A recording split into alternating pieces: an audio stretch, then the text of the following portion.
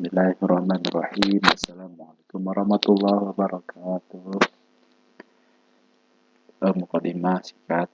Puji dan syukur kita panjatkan kehadirat Allah Subhanahu wa taala serta salawat dan salam kita kepada Nabi Muhammad sallallahu alaihi wasallam. Ini kami akan menyampaikan hasil analisis tugas dari AOK, Alat Arsitektur Organisasi dan Komputer, yang berjudul Dasar-Dasar dan Komponen Utama Sistem Operasi Virtualisasi. Di sini saya Muhammad Faiz Faisal sebagai moderator dan sebagai pemateri pertama. Jadi di sini ada pengertian terkait sistem operasi, yang dimana sistem operasi atau kita singkat menjadi OS adalah perangkat lunak fundamental yang bertindak sebagai jembatan antara perangkat keras komputer dan aplikasi pengguna. OS mengelola semua aspek operasional, memastikan kelancaran interaksi dan pemanfaatan sumber daya. Fungsi utamanya meliputi pengaturan sumber daya kritis seperti CPU, itu yang menjadi otak komputer, dan memori yang menjadi tempat penyimpanan sementara data, dan input-output perangkat. Selain itu, OS juga menyediakan antarmuka pengguna yang memungkinkan kita berinteraksi dengan komputer secara intuitif. Salah satu ada contohnya OS populer yang berbentuk lanskap komputasi modern termasuk Windows yang umum digunakan. Ini mendominasi 67% pasar desktop global. Ada juga Linux, yang dimana sistem operasi open source yang sangat fleksibel dan sering digunakan di server serta pengembangan, apalagi di percodingan ya. Dan Android juga yang memiliki penguasa 72% pasar mobile. Ini menggerakkan miliaran smartphone di seluruh dunia. Lanjut. Di sini juga ada komponen utama sistem operasi, yang dimana di sini ada 4 poin. Setiap sistem operasi terdiri dari beberapa komponen inti yang bekerja sama untuk menyediakan fungsionalitas penuh kepada pengguna dan aplikasi. Yang pertama itu ada kernel. Kernel ini merupakan jantung dari OS. Kernel bertanggung jawab langsung untuk mengatur proses, alokasi memori, dan interaksi dengan perangkat keras. Ini adalah lapisan terendah yang berinteraksi dengan hardware. Yang kedua itu ada shell, yang dimana ini adalah antarmuka pengguna yang memungkinkan interaksi dengan OS, dapat berupa CLI atau Command Line Interface yang berbasis teks untuk perintah baris, atau GUI, Graphical User Interface, yang berbasis grafis untuk navigasi visual yang lebih mudah. Yang ketiga itu ada file system, yang dimana ini ada sistem yang bertanggung jawab untuk mengelola bagaimana data disimpan, diakses, dan diorganisir pada perangkat penyimpanan seperti hard drive atau SSD. Yang keempat ada bootloader, yang dimana ini adalah program kecil yang bertugas memulai proses loading OS. Ia mengambil alih dari BIOS atau Basic Input dan Output System atau Output System, dan memuat kernel ke dalam memori untuk memulai sistem. Kita lanjut. Apa itu virtualisasi? Jadi virtualisasi adalah teknologi revolusioner yang memungkinkan kita untuk menciptakan representasi virtual atau maya dari berbagai sumber daya komputasi. Ini termasuk server, penyimpanan data, jaringan, dan perangkat keras lainnya. Intinya, virtualisasi menipu sistem operasi dan aplikasi agar percaya bahwa mereka memiliki perangkat keras fisik eksklusif. Keunggulan utamanya itu adalah kemampuan untuk membuat satu perangkat, misalnya satu server bertenaga tinggi, dapat menjalankan beberapa mesin virtual atau VM secara bersamaan. Setiap VM ini beroperasi secara independen dengan sistem operasi dan aplikasinya sendiri, terisolasi dari virtual lainnya. Kunci dari semua ini adalah hypervisor, yang dimana perangkat lunak khusus yang berperan sebagai manajer dan alokator sumber daya memastikan setiap VM mendapatkan apa yang dibutuhkan tanpa mengganggu VM lainnya. Segitu yang mungkin saya paparkan terkait hasil ini dan akan dilanjutkan oleh Muhammad Dasir. Baik, Assalamualaikum warahmatullahi wabarakatuh. Kenalkan, nama saya Muhammad Nasir dari Prodi Sistem Informasi. Di sini saya ingin menjelaskan tentang jenis-jenis virtualisasi perangkat keras. Yang dimana virtualisasi perangkat keras ini dapat dikelompokkan menjadi beberapa jenis utama dan masing-masing dengan karakteristik dan kebutuhan implementasi yang berbeda. Di sini yang pertama ada virtualisasi penuh atau full virtualization, di mana VM ini berjalan seolah-olah di atas perangkat keras fisik nyata tanpa perlu modifikasi pada OS tamu. Hypervisor ini menyediakan lingkungan virtual yang sepenuhnya meniru perangkat keras fisik. Nah, ini juga menawarkan kompatibilitas tinggi. Yang kedua ada para virtualisasi atau para virtualization, di mana dalam skenario ini OS tamu atau GUIS OS perlu dimodifikasi. Kenapa? Agar menyadari bahwa ia berjalan di lingkungan virtual. Modifikasi ini memungkinkan komunikasi yang lebih efisien antara OS tamu dan hypervisor, seringkali menghasilkan kinerja yang lebih baik. Nah, yang terakhir, yang ketiga ada virtualisasi sebagai partial virtualization. Pendekatan ini merupakan kombinasi dari virtualisasi penuh dan para virtualisasi. Biasanya hanya sebagai dari lingkungan perangkat keras yang divirtualisasi secara penuh, sementara bagian lain mungkin menggunakan teknik para virtualisasi untuk optimasi kinerja. Nah, itu untuk jenis-jenis virtualisasi perangkat keras. Baik, selanjutnya ada komponen utama sistem virtualisasi, di mana komponen ini ada 4. Yang pertama ada hypervisor. Nah, hypervisor ini perangkat lunak inti yang mengelola alokasi dan isolasi sumber daya fisik ke setiap VM. VM itu virtual machine.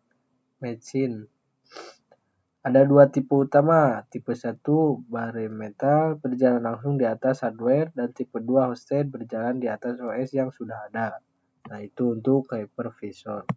Yang kedua ada virtual network, di mana abstraksi sumber daya jaringan fisik untuk memungkinkan VM berkomunikasi satu sama lain dan dengan jaringan eksternal. Nah, ini menyediakan isolasi jaringan dan konfigurasi yang fleksibel.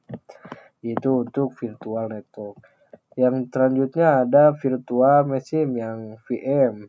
Nah, ini lingkungan komputasi yang terisolasi yang beroperasi seolah-olah itu adalah komputer fisik yang lengkap. Nah, setiap VM ini memiliki OS dan aplikasi sendiri, sepenuhnya independen dari VM lainnya. Yang terakhir ada virtual storage. Apa itu virtual storage? Virtual storage adalah mekanisme untuk menggabungkan beberapa perangkat penyimpanan fisik menjadi satu unit logis yang besar. Nah, ini memungkinkan alokasi penyimpanan yang fleksibel dan efisien untuk VM. Nah, itu untuk komponen utama sistem virtualisasi. Nah, untuk selanjutnya ada contoh teknologi virtualisasi VMware. Nah, VMware ini adalah pemimpin global dalam teknologi virtualisasi dan komputasi awan. Produk mereka memungkinkan organisasi untuk menjalankan beberapa sistem operasi dan aplikasi di atas satu server fisik, memaksimalkan penggunaan hardware. Nah, apa manfaat utama penggunaan VMware ini? Mencakup ada beberapa 4 bagian. Yang pertama ada efisiensi sumber daya, yang mana optimalisasi pengguna CPU, memori, dan penyimpanan. Dan yang kedua ada penghemat biaya. Penghemat biaya ini untuk mengurangi kebutuhan agar hardware fisik, listrik, dan pendingin. Nah, yang ketiga ada keamanan data. Isolasi VM meningkatkan keamanan dan minimalkan risiko. Dan yang terakhir ada manajemen mudah. Nah, untuk apa channel ini? Untuk alat sentral listrik untuk mengelola semua VM dan sumber daya. Nah, produk VMware ini bervariasi sesuai kebutuhan, mulai dari workstation untuk virtualisasi desktop dan vSphere atau XC untuk virtualisasi server tingkat perusahaan hingga player untuk menjalankan VM gratis. Nah, itu untuk contoh teknologi virtualisasi dan manfaat utama dari VMware ini. Nah, sekian dari saya, akan dilanjutkan oleh teman saya yaitu Akmal. Terima kasih. Assalamualaikum warahmatullahi wabarakatuh. Izinkan saya di sini untuk melanjutkan materi yang telah dipaparkan oleh sahabat saya Muhammad Nasir. Nah, untuk selanjutnya, sini ada keuntungan virtualisasi dalam infrastruktur IT. Implementasi virtualisasi memberikan dampak signifikan terhadap efisiensi dan operasional infrastruktur IT modern. Pertama, menghemat biaya, peningkatan fleksibilitas, lalu isolasi dan keamanan, dan manajemen sumber daya. Untuk menghemat biaya, mengurangi jumlah perangkat keras fisik yang harus dibeli, dipelihara, dan diberi daya sehingga menurunkan biaya modal dan operasional. Untuk peningkatan fleksibilitas, kemungkinan development aplikasi dan layanan yang lebih cepat, serta kemampuan untuk dengan mudah memindahkan VM antar host PC. Lalu isolasi dan keamanan.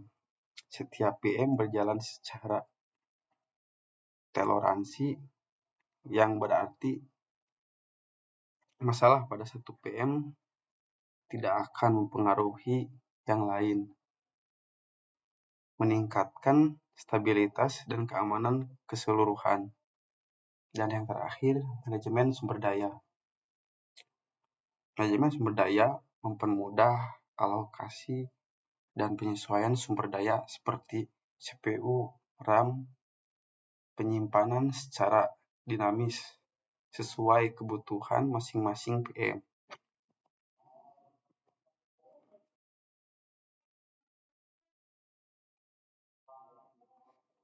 Virtualisasi, cara kerja virtualisasi yaitu flashing server, provides CPU, RAM, dan storage request. Kemudian hyperlayer manages dan partial resource to PMS. Lalu virtual machines in Docker PNC ISO and application. Selanjutnya resource flow allows CPU, RAM, and storage distribution. Diagram di atas mengilustrasikan bagaimana sebuah Hypersion berfungsi sebagai lapisan perangkat lunak di atas satu server fisik. Hyper secara cerdas mengelola, mendistribusikan sumber daya fisik seperti CPU, RAM, dan storage dari server tunggal tersebut ke berbagai mesin virtual PM yang berjalan di atasnya. Dari kesimpulan presentasi ini, masa depan sistem operasi virtualisasi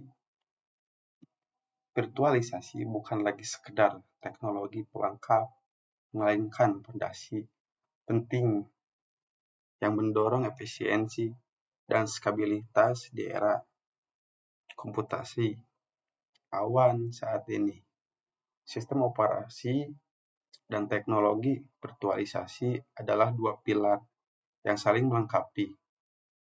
Keduanya bekerja sama untuk memastikan pengelolaan sumber daya yang optimal, memungkinkan infrastruktur IT yang lebih responsif dan hemat biaya. Investasi dalam teknologi virtualisasi seperti solusi dari VMware membuat pintu menuju inovasi tanpa batas dan penghemat operasional yang signifikan bagi perusahaan.